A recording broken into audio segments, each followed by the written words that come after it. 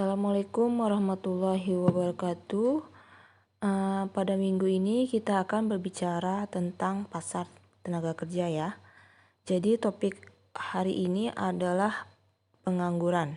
Nah, dalam topik ini nanti kita akan mempelajari bagaimana para ekonom mengukur kinerja pasar tenaga kerja dengan menggunakan statistik pengangguran. Dan juga kita akan melihat sejumlah sumber penyebab dari pengangguran dan meneliti bagaimana pengangguran dipengaruhi atau diakibatkan dari adanya peraturan upah minimum. Ya. Jadi kita lanjut ke slide berikutnya. Nah, sebelum kita melihat lebih jauh, tapi kita harus melihat dulu apa itu jenis-jenis dari pengangguran. Ya. Pada dasarnya pengangguran itu diukur oleh Badan Pusat Statistik atau BPS. Ya, oleh BPS. Badan Pusat Statistik, di mana melakukan survei ke sejumlah rumah tangga, kurang lebih sebanyak 60.000 rumah tangga setiap bulannya.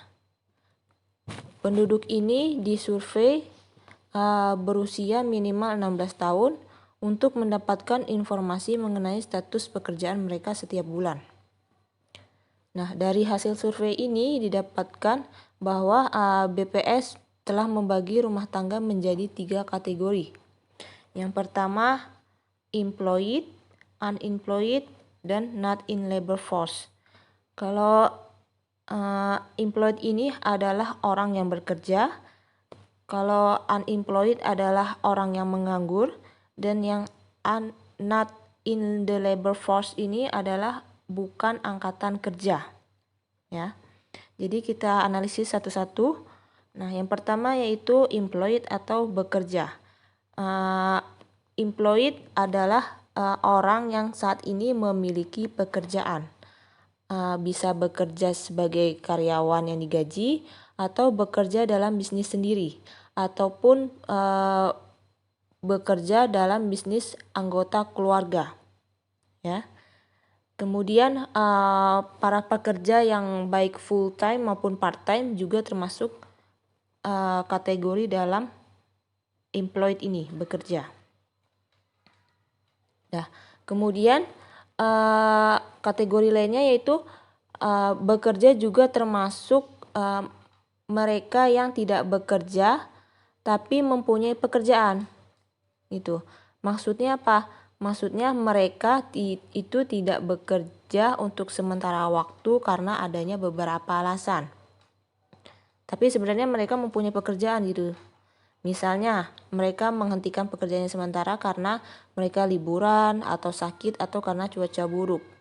Nah, jadi mereka umumnya mempunyai pekerjaan namun tidak bekerja dalam beberapa waktu tertentu gitu. Nah, karena alasan ini maka mereka dihitung juga termasuk dalam kategori employed atau bekerja. Ya. Kemudian kita lihat jenis yang kedua yaitu unemployed atau pengangguran. Ya. Pengangguran adalah angkatan kerja yang ingin bekerja tapi belum mendapatkan pekerjaan, sehingga mereka secara aktif mencari pekerjaan. Ya. Atau kita dapatkan definisi bahwa pengangguran adalah seseorang yang saat ini bersedia untuk bekerja dan mencoba mencari pekerjaan. Gitu. Kemudian orang ini juga termasuk orang yang sedang menunggu dipanggil pekerjaannya untuk kembali bekerja gitu. Misalnya mereka sebelumnya telah diberhentikan dari pekerjaan atau dipecat. Gitu. Jadi orang yang sedang menunggu panggilan kerja juga termasuk ke dalam pengangguran. Ya. Misalnya seseorang kehilangan pekerjaan karena resesi ekonomi. Jadi orang ini menghabiskan pagi harinya dengan mencari lowongan pekerjaan secara online, kemudian di sore harinya mengisi lamaran pekerjaan. Gitu. Nah, karena orang ini pada dasarnya kan dia tidak punya pekerjaan, tapi secara aktif mencari pekerjaan melalui lowongan kerja online. Nah, maka orang ini dianggap termasuk pengangguran atau unemployed gitu. Jadi orang yang ingin bekerja dan juga secara aktif mencari pekerjaan. Kemudian kita lanjut jenis yang ketiga, yaitu not in the labor force atau bukan angkatan kerja. Ya. Jadi not in the labor force ini adalah orang-orang yang bukan dari employed dan juga unemployed. Jadi di luar dari kedua kategori sebelumnya. Itu. Jadi maksudnya apa? Orang ini adalah orang yang bukan sedang bekerja atau bukan orang yang sedang aktif mencari pekerjaan seperti yang terjadi pada seorang pengangguran gitu. Jadi not in the labor force ini kategori di luar dari jenis pengangguran sebelumnya, ya. Contohnya apa? Misalnya ibu rumah tangga, anak-anak sekolah yang masih berusia dalam tahap sekolah ataupun kuliah, kemudian orang pensiunan juga gitu, termasuk dalam bukan angkatan kerja atau not in the labor force, ya. Kalau kita gambarkan misalnya seseorang yang tinggal di rumah, dia cuman untuk rawat anak-anaknya aja. Jadi dia kan gak punya pekerjaan tuh. Dan juga karena dia cuman merawat anak-anaknya, maka dia tidak sedang aktif mencari pekerjaan.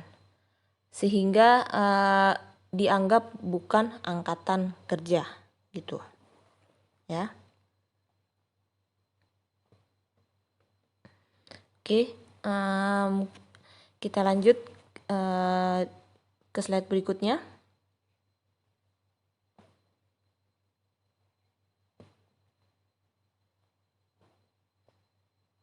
Nah, di sini kita ambil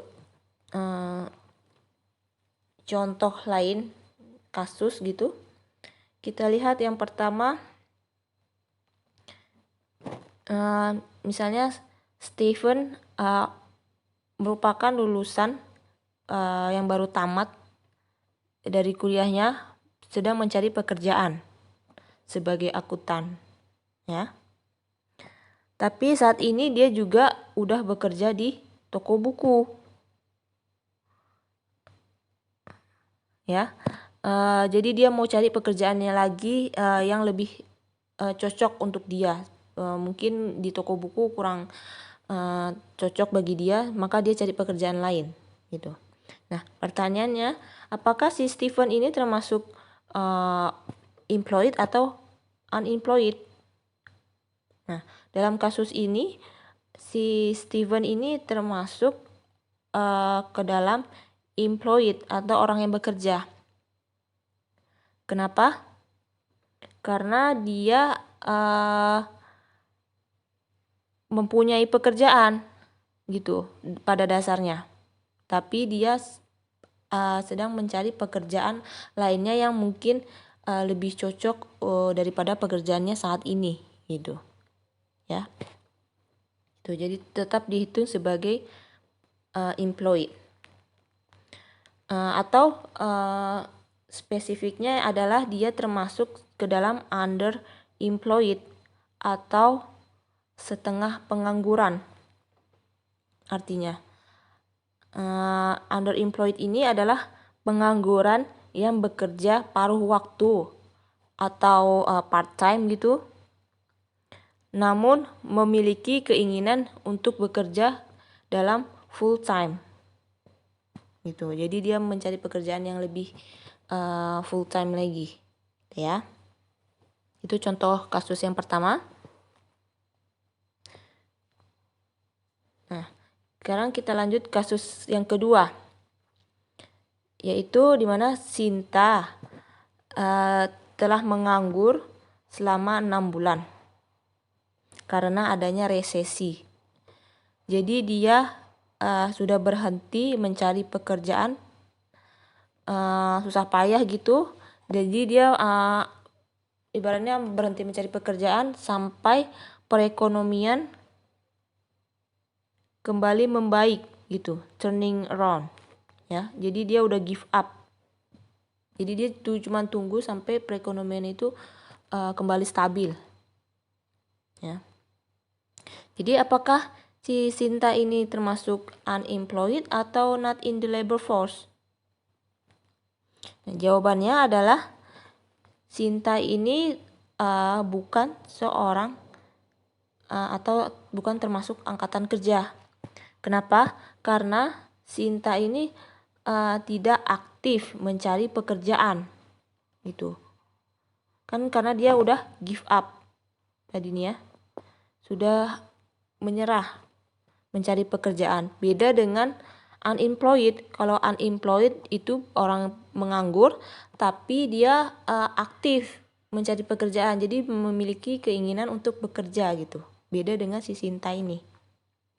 Tuh ya. Dan secara spesifik Sinta ini disebut sebagai discouraged worker atau di Indonesia kan yaitu pekerja yang putus asa.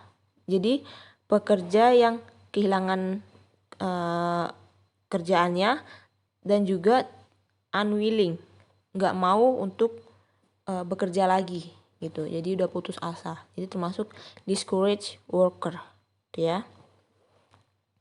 Oke, kita lanjut ke slide berikutnya. Nah, jadi tadi kan sebelumnya kita ada mengenal istilah employed, bekerja, kemudian unemployed, pengangguran, kemudian not in labor force. Nah, jadi dari grafik ini kita tahu bahwa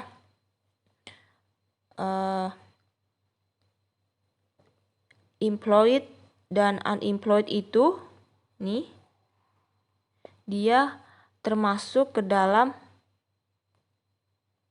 ini nih labor force ya, angkatan kerja. Sedangkan not in labor force ini di luar dari ini, di luar, tidak termasuk ya, tidak termasuk dari bukan angkatan kerja, maka disebut bukan angkatan kerja gitu karena di luar dari labor force gitu. Dan total dari ketiga ini adalah jumlah penduduk orang dewasa tuh ya. Tuh. Jadi di sini kita lihat bahwa populasi jumlah orang dewasa dibagi menjadi 3, employed, unemployed, dan not in labor force. Gitu. Kita lanjut ke slide berikutnya. Nah, tadi kita udah bicara tentang labor force atau angkatan kerja. Ya. Jadi apa sih yang dimaksud dengan angkatan kerja? Jadi definisi angkatan kerja adalah jumlah total orang yang bekerja termasuk yang dipekerjakan employed itu sendiri dan juga termasuk orang yang menganggur nih gitu. Jadi rumusnya employed tambah unemployed gitu ya. Kemudian sedangkan pengangguran sendiri adalah persentase dari angkatan kerja yang menganggur. Nah, kita lihat di rumusnya bahwa tingkat pengangguran itu dihitung dari jumlah orang yang menganggur dibagi dengan jumlah angkatan kerja. Kemudian dikalikan 100. Gitu ya.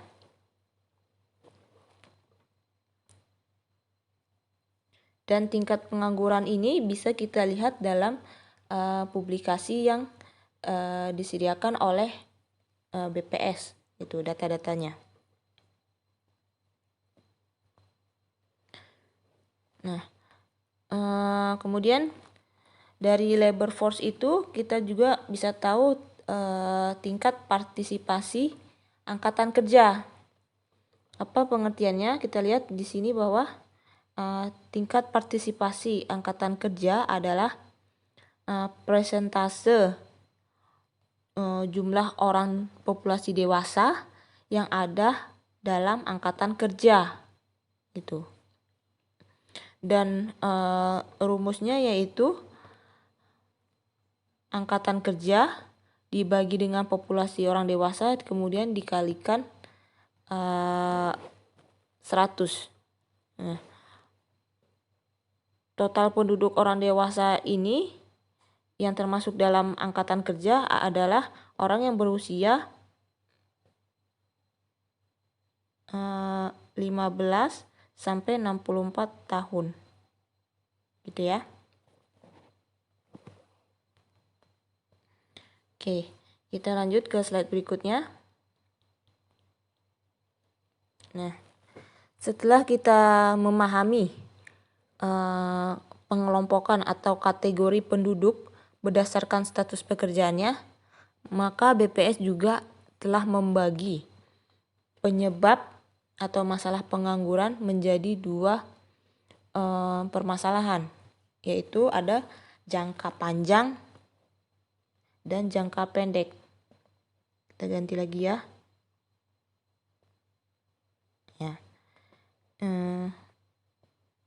Jangka panjang. Oke, long run, dan short run.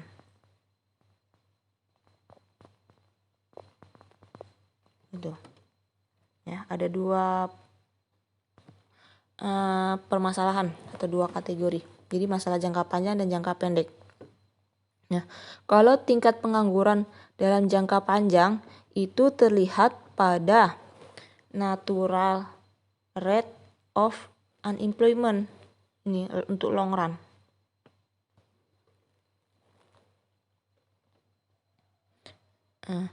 Kemudian natural rate of unemployment ini apa? Tingkat pengangguran alamiah. Natural kan alamiah ya. Gitu. Nah, tingkat pengangguran alamiah ini mengacu pada jumlah pengangguran yang biasanya terjadi dalam perekonomian. Jadi secara alamiah, jadi biasa terjadi gitu dalam perekonomian pengangguran ini. Nah, tingkat pengangguran alamiah ini didefinisikan juga sebagai tingkat pengangguran jangka panjang yang ada di sekitar tingkat pengangguran yang berfluktuasi gitu. Nanti kita lihat gambar dari tingkat pengangguran alamiah ya. Nah, tingkat pengangguran alamiah ini terbagi dua, yaitu ada frictional dan struktural. Ya, jadi ada dua jenis dari tingkat pengangguran alamiah. Nanti kita akan bahas juga apa itu tingkat pengangguran frictional dan struktural. Nah, sedangkan untuk short run-nya, ini kan short run ya. Ini adalah mengacu pada cyclical unemployment atau pengangguran siklis. Itu. Pengangguran siklis adalah deviasi pengangguran dari tingkat alamiahnya. Artinya, pengangguran ini memiliki fluktuasi dari tahun ke tahun di sekitar tingkat alamiahnya. Itu. Jadi cenderung berfluktuasi. Jadi itu terkait erat dengan masalah jangka pendek, di mana aktivitas ekonomi itu sering mengalami kenaikan dan juga mengalami penurunan, terutama saat terjadinya resesi, gitu ya. Makanya di sini disebutkan di pengangguran siklus bahwa ketika ekonomi ini sedang turun, maka pengangguran siklus akan meningkat. Dan ketika ekonomi sedang tumbuh bagus atau tumbuh positif gitu, maka pengangguran siklikal akan cenderung berkurang gitu. Ya, jadi berfluktuasi, siklikal, siklus.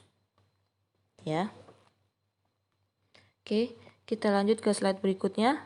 Nah, ini adalah gambaran dari tadi tingkat pengangguran alamiah dan unemployment atau yang berfluktuasi tadi. Di sini kita lihat bahwa kalau unemployment itu cenderung berfluktuasi ya, makanya dia adalah jangka pendek. Nih, unemployment ini kan berfluktuasi, maka dia cenderung short run.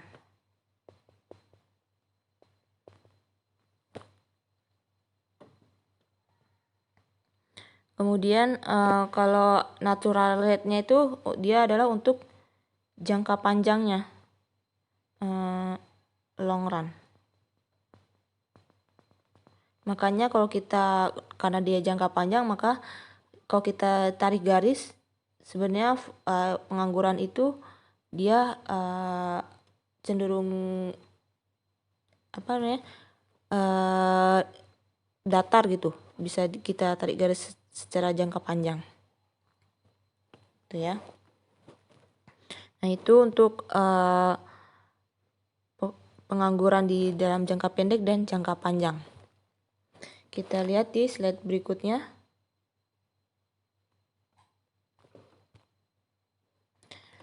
Nah, tadi kan kita udah tahu ya pengangguran alamiah, habis itu pengangguran siklus atau siklis. Nah, mungkin sekarang kalian bertanya gitu ya, kenapa selalu ada orang yang menganggur gitu? Bahkan ketika perekonomian udah berjalan optimal gitu. Ya, dengan kata lain, tingkat pengangguran itu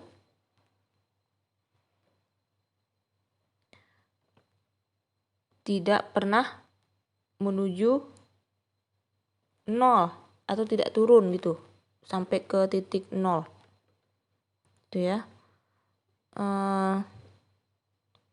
Dan malah cenderung berfluktuasi di sekitar pengangguran alamiahnya, itu cenderung berfluktuasi. Kan tadi kita lihat ini tingkat penganggurannya, kemudian tingkat pengangguran alamiahnya misalnya segini nih.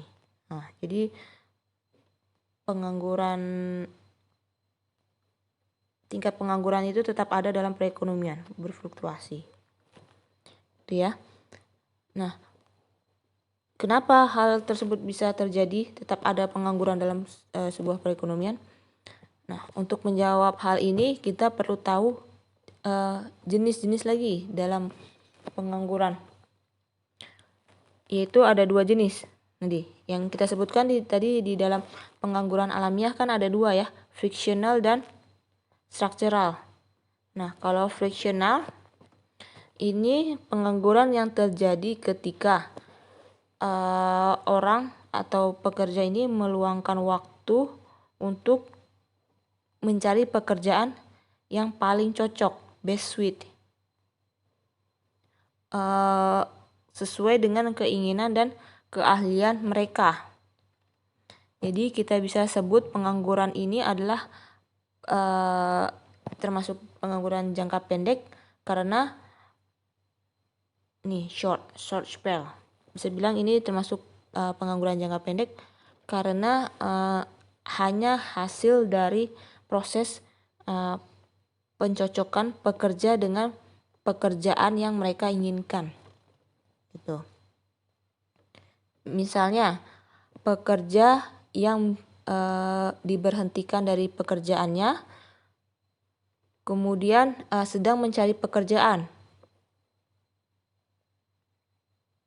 untuk mendapatkan peluang yang lebih baik sesuai dengan keterampilannya. Misalnya secara layanan, kemudian gajinya lebih tinggi, kemudian mungkin mereka sebelumnya tidak puas dengan pekerjaan sebelumnya gitu. Jadi mereka mencari pekerjaan yang lebih baik gitu.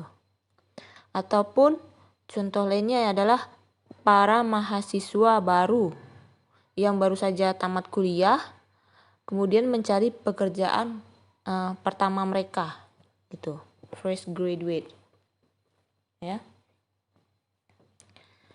Oke, itu dari definisi dari pengangguran friksional. Kita lanjut ke pengangguran struktural ya.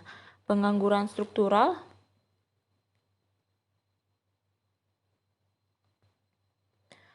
adalah pengangguran yang dapat terjadi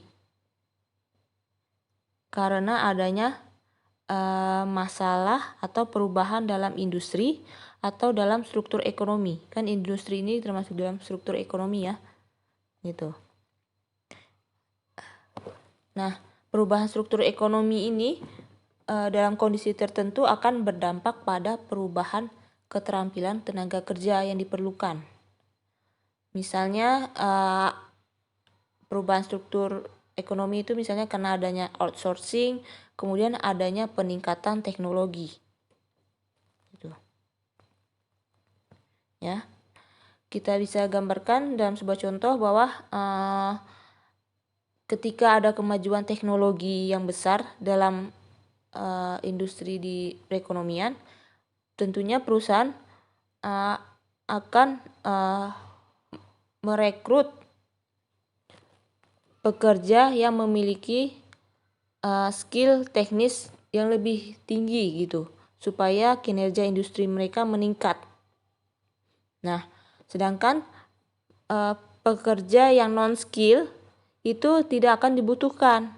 Nah, pekerjaan yang non-skill inilah atau yang pekerja yang skillnya lebih rendah itu akan menjadi pengangguran struktural. Gitu. Ya. Ini berarti ada ketidaksesuaian antara pekerjaan di pasar dan keterampilan yang dimiliki oleh para pekerja. Dengan demikian, dalam kasus pengangguran struktural ini, pekerja harus mau tidak mau mempelajari pengetahuan baru, gitu, sehingga bisa menambah keterampilan mereka sesuai dengan permintaan pasar. Tuh. Namun terkadang jumlah pekerjaan yang tersedia di pasar tenaga kerja itu mungkin tidak mencukupi jumlah pekerja. Nah, artinya jumlah tenaga kerja yang ditawarkan itu melebihi dari jumlah yang diminta. Akibatnya apa? Akan menimbulkan peningkatan pengangguran struktural. Nah, jadi penawaran tenaga kerja itu lebih tinggi. Orang yang bersedia bekerja lebih tinggi daripada jumlah yang diminta oleh perusahaan, gitu. Makanya menimbulkan pengangguran struktural yang lebih tinggi lagi, lebih meningkat. Nah, nanti pengangguran struktural ini bisa dijelaskan ketika upah ditetapkan di atas equilibrium atau yang disebut dengan ketika upah di set di atas, above the equilibrium, atau karena adanya upah minimum, peraturan upah minimum, gitu ya. Oke, kita lanjut ke slide berikutnya.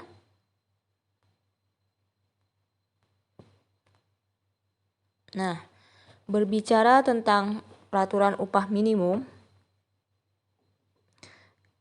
kita tahu ternyata bahwa upah minimum itu bisa menyebabkan terjadinya pengangguran, khususnya pengangguran struktural. Gitu. Nah, kita lihat pada grafik ini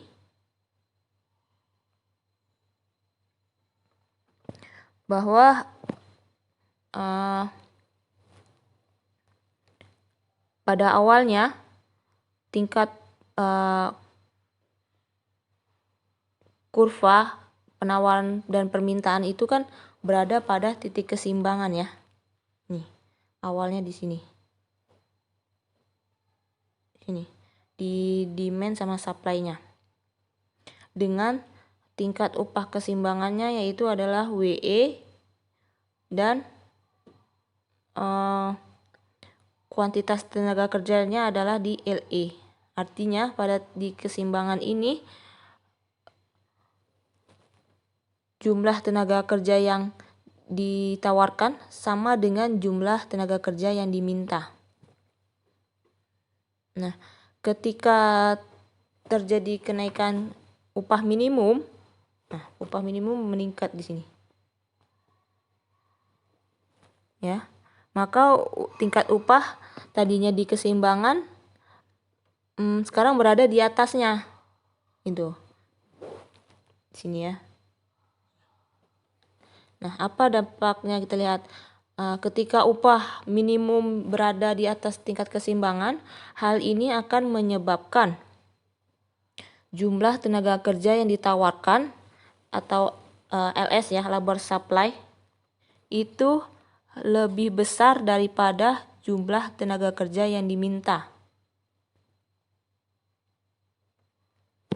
Tuh, nih kita lihat di kurvanya kan, sini kan LS ya, ini kurva supply. Kita ganti dulu. Ini kurva supply. Ini kurva supply. Nah, titiknya kan di sini.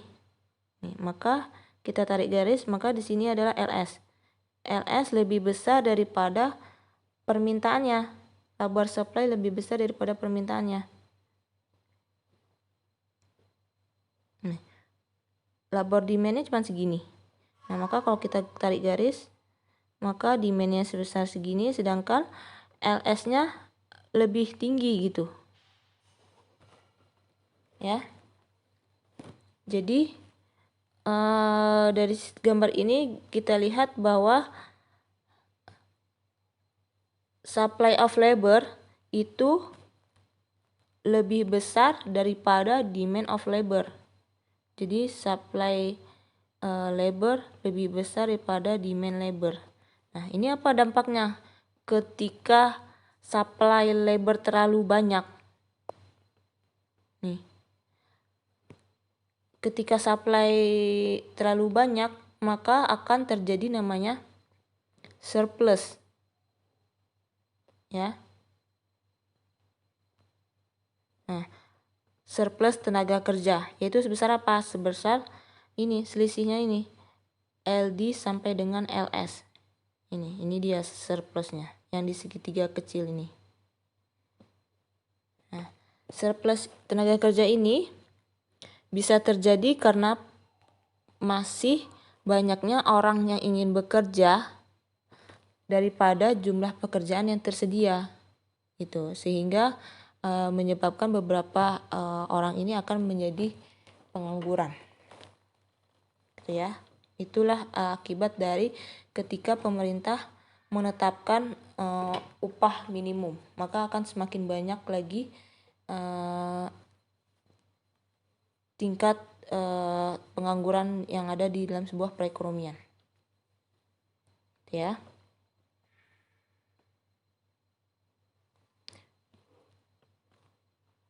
Oke. Demikianlah presentasi untuk minggu ini. Semoga dapat dipahami materi tentang pengangguran. Dan jangan lupa untuk terus membaca materi yang sudah diberikan. Nah, saya akhiri. Assalamualaikum warahmatullahi wabarakatuh.